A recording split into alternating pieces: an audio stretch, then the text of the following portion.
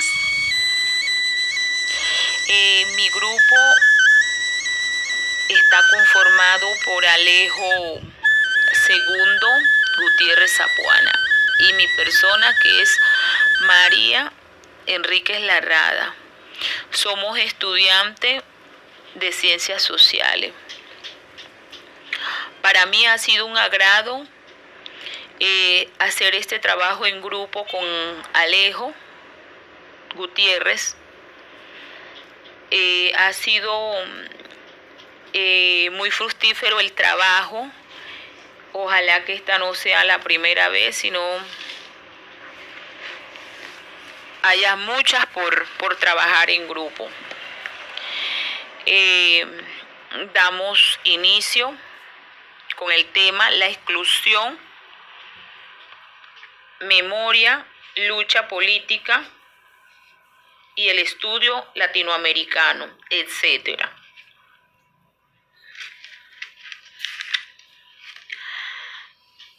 El dilema de la exclusión es que vivimos en una era de cambios rápidos, donde día a día es la innovación tecnológica, al mismo tiempo las estructuras políticas económicas. Todos estos cambios ha ocasionado al ser humano ser expulsados, como desplazamientos, migraciones,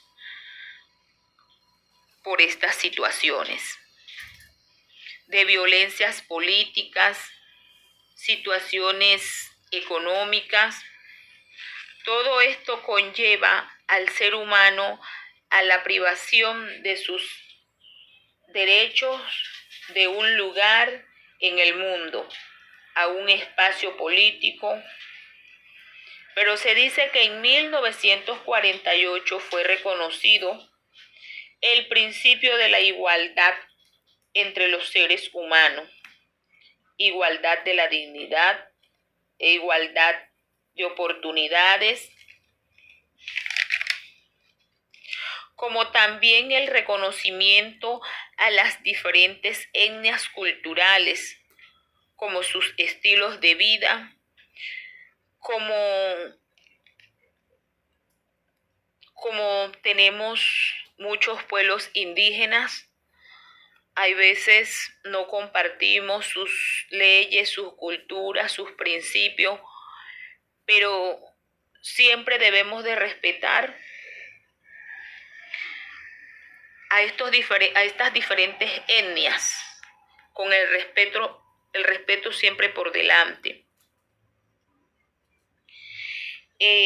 Hablamos también desde la mirada América Latina. Es triste de ver que de todas las regiones del mundo, América Latina tiene la peor distribución de ingresos. La desigualdad económica, todo esto por el mal manejo de los recursos, lo lleva a la pobreza, a la escasez, a la falta de desempleo, a la falta de oportunidades. La historia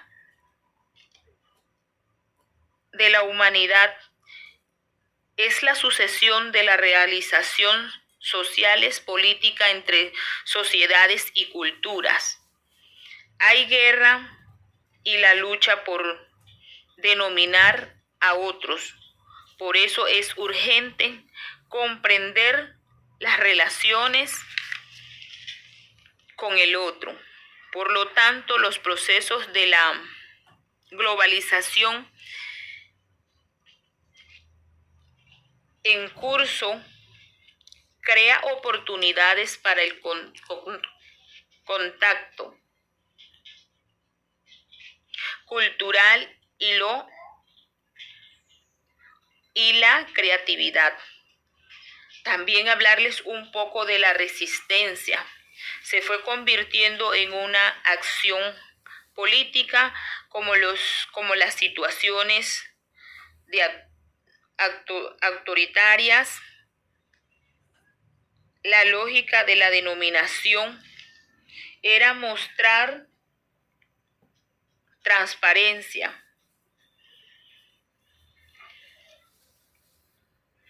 Y ya no había pretensiones de inclusión o de participación. Como podemos analizar lo de la memoria, los analistas cultural reconocen un abuso de la memoria en el mundo occidental, en hacer lo que quiere decir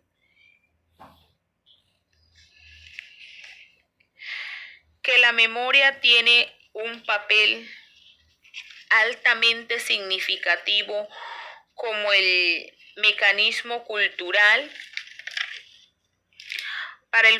para fortalecer el sentido de pertenencia y a menudo para construir mayor confianza en sí mismo. También hablarle por la lucha de los monumentos,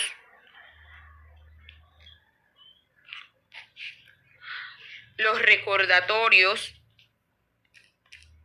los escenarios políticos actual del país y de la región. Y para cerrar, hablarles de los dueños de la memoria. Aquí llegamos a uno de los nudos problemáticos de la palabra. En este tema es claro que es definir quiénes tienen la legitimidad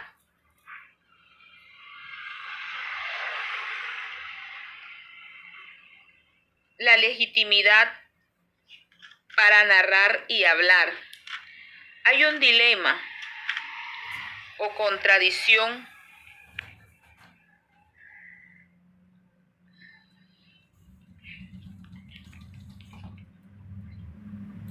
estructurar a la otra es quienes sufrieron en cuerpo propio los atrasos a otros, perseguir los sufrimientos en sus efectos traumáticos. La pregunta es si en realidad existen actores privilegiados como autoridad legítima para hablar y quienes tienen el poder simbólico de decidir cuál deberá ser el contenido y la forma de expresar de la memoria. Este tema es de propiedad o la apropiación de la memoria. La lucha sobre la verdad y sobre la memoria ha propiciado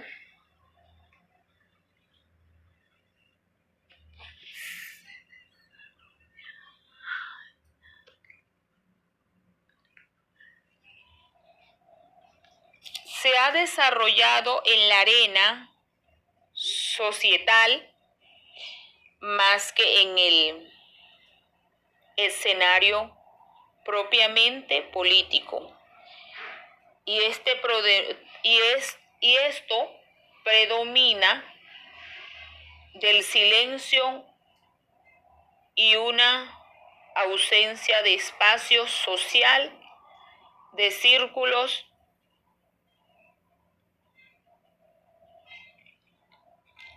de circulación de la memoria. Gracias. Buenos días, soy Alejo Segundo Gutiérrez. Me dirijo para expresar mi interés en formar parte del equipo de trabajo de la Universidad Iberoamericana. Actualmente estudio licenciatura de las Ciencias Sociales y agradecido con usted, señor María del Rosario, por haber brindado este espacio del podcast y en esta ocasión hablaré sobre la historia como ciencias. La historia como ciencias.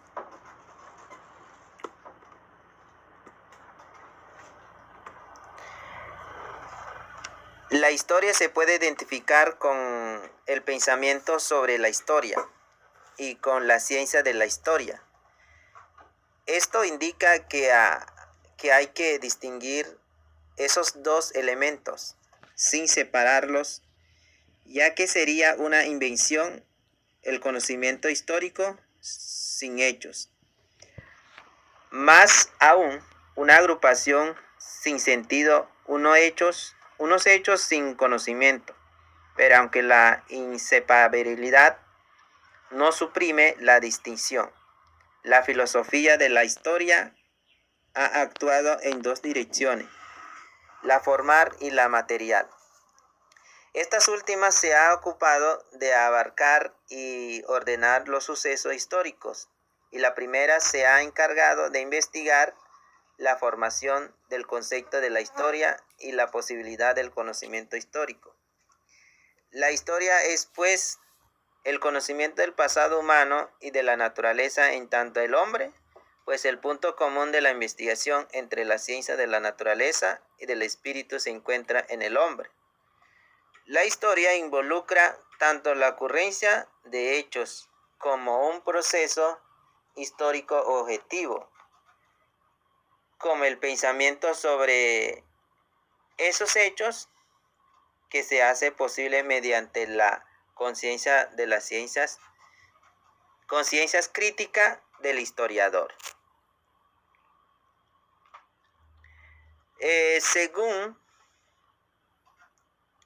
Según el artículo de Luis Fernando Sánchez Jaramillo, publicado en la Revista Latinoamericana de Estudios Educativos en 2005, la historia como ciencia es un tema que plantea varios problemas epistemológicos, ontológicos y metodológicos. El autor examina la posibilidad de la historia como ciencias, considerando los criterios de la objetividad, racionalidad, verificabilidad y predictibilidad que se suele exigir a las ciencias naturales y sociales. El autor argumenta que la historia es una ciencia que utiliza métodos y fuente que le permite reconstruir e interpretar los hechos y procesos históricos, pero que también se basa en la narración y la subjetividad del historiador, que le dan sentido y significado al pasado. Jaramillo concluye que la historia es una ciencia sui generis, que tiene su propia lógica y que no puede reducirse ni equiparse a otras ciencias.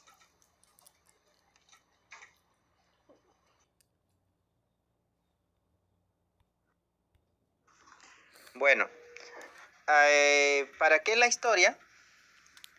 Según el actor Luis Fernando Sánchez Jaramillo, que la historia es el conocimiento de lo que sucedió en el pasado, en tanto el historiador como sujetos conocentes de la historia. Tiene el propósito de buscar en el pasado respuestas e inquietudes presentes, a pesar que todos los hombres hacemos referencia al pasado.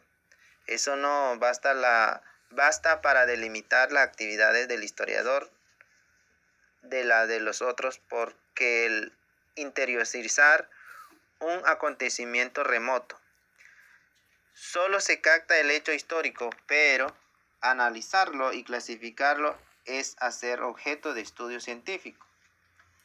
Los problemas que tienen relación entre el historiador y la historia son del orden epistemológico, tal como: ¿cuál es la posibilidad de la historia como ciencia? Sin descontar el trabajo científico del historiador, vale decir la posibilidad de la historia como ciencias.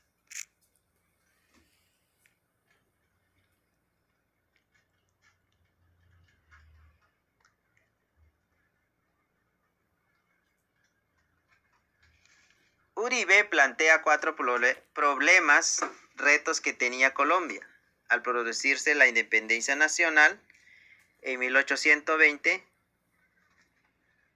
dar una organización política del nuevo Estado, reorientar el proceso de la economía nacional, crear un sistema educativo y transformar una sociedad de casta en una sociedad ciudadana.